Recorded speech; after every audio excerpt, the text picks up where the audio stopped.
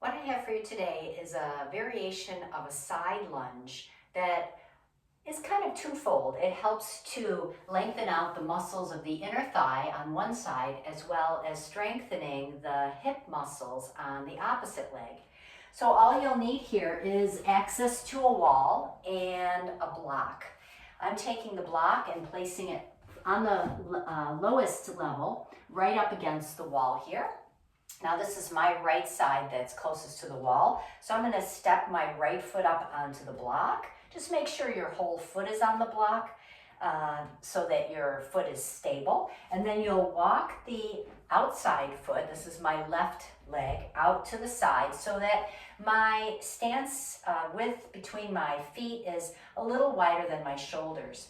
You also want to make sure the feet are side by side, that one foot isn't further back than the other.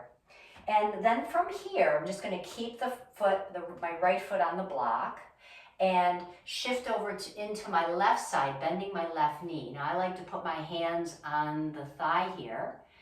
I want to make sure that my left kneecap is over the center of my left foot and that my weight is back. So it's kind of like I'm hinging at the hip here.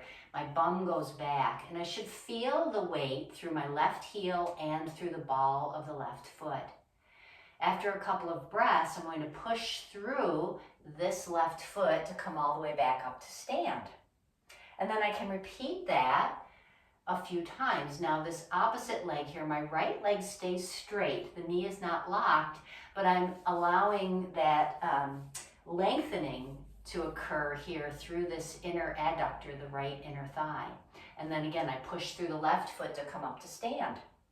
And then I like to use my hand on the wall to bring my foot off of the block so I'm stable there.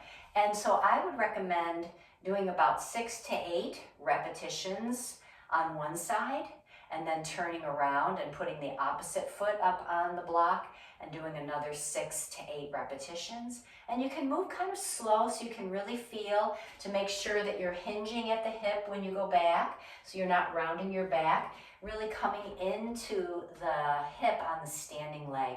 And it's kind of a nice way to access both lengthening of the inner thighs of one leg and strengthening of the opposite leg hip. So have fun exploring that.